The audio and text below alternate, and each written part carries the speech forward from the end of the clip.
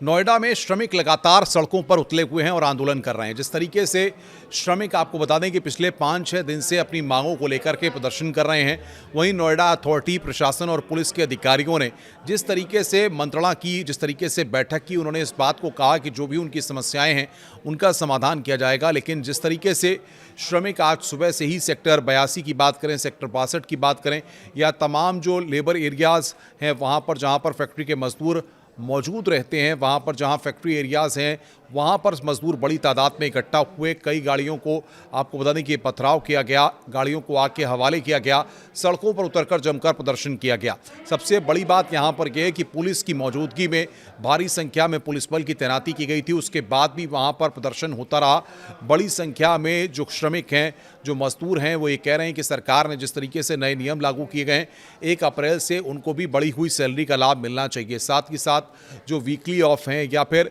जिस तरीके से उनसे ओवर टाइम कराया जाता है, उसके भी जो रेट हैं या जो उसकी जो सैलरी है वो यहाँ पर बढ़ करके मिलनी चाहिए, उनको ज़्यादा मेहनताना मिलना चाहिए। इसको लेकर के महिलाएं भी, पुरुष भी अपनी जिस फैक्ट्री में काम करते हैं वहाँ से वो सड़कों पर उतर आए और जमकर उनके द्वारा प्रदर्शन किया गया। अब हम आपको ये समझाने की कोशिश करते हैं, बताने की कोशिश करते हैं कि आखिर ये पूरा बवाल हुआ क्यों। दरअसल आपको बताएं कि नोएडा, ग्रेटर नोएडा या फिर दिल्ली एनसीआर के इलाकों में जो औद्योगिक क्षेत्र हैं, या फिर जिस तरीके से यहाँ कहा जाए कि तमाम बड़ी बड़ी कंपनियों के दफ्तर हैं, तमाम प्राइवेट फैक्ट्रीज़ हैं, तमाम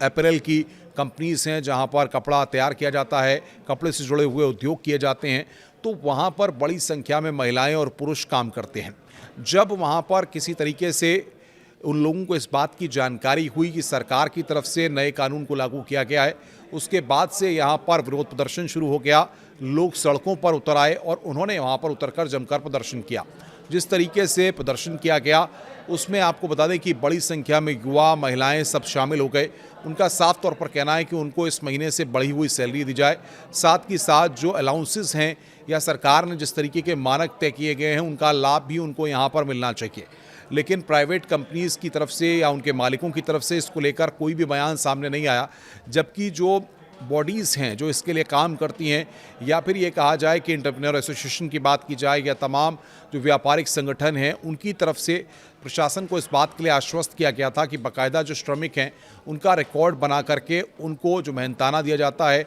उनको जो एक्स्ट्रा वर्क टाइम का पैसा दिया जाता है, उन सारी चीज़ों को लेकर के नियम बनाए गए हैं और उसको लेकर के सरकार और प्रशासन पूरी तरह से गंभीर है। लेकिन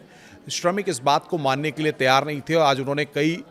वाहनों को क्षतिग्रस्त किया है, पथराव किया है सड़कों पर उतर के। और अब सबसे बड़ी बात यह है कि दिल्ली एनसीआर की नहीं, अगर हम बात करें तो बाकी जगहों पर भी धीरे धीरे ये आग यहाँ पर फैलती जा रही है। अब देखना ये होगा कि प्रशासन आखिर इसको किस तरीके से काबू में लाता है और आखिर किस तरीके से ये मैसेज कन्वे किया जाता है, क्योंकि जिस तरीके के हालात पैदा हुए हैं उसके बाद कई गाड़ियों को नुकसान पहुँचाया गया, कुछ एक जगहों पर आगजनी की खबरें भी सामने आई और साथ ही साथ आपको बताएं कि पथराव किया गया, जिससे कई रास्तों को बंद कर दिया गया, कई जगहों पर पुलिस की बैरिकेडिंग कर दी गई और फिलहाल तनावपूर्ण स्थिति बनी हुई है। प्रशासन लगातार स्थिति को काबू में करने की कोशिश कर रहा है और ये हल निकालने की कोशिश कर रहा है कि किसी तरह श्रमिकों से बातचीत हो और जिस तरीके से जो व्यापारिक संगठन हैं या फिर जो एसोसिएशंस हैं उनके साथ ये बैठक करके आश्वस्त किया जाए कि तमाम जो कंपनियां या फैक्ट्रियों में मजदूर काम करते हैं उनको जो उनका उचित मेहनताना है वो सरकार की तरफ से नहीं, जो प्राइवेट कंपनीज़ हैं, जो उनके मालिक हैं, वो कहीं ना कहीं ट्रैक रिकॉर्ड बना करके या तमाम चीज़ों को लिख करके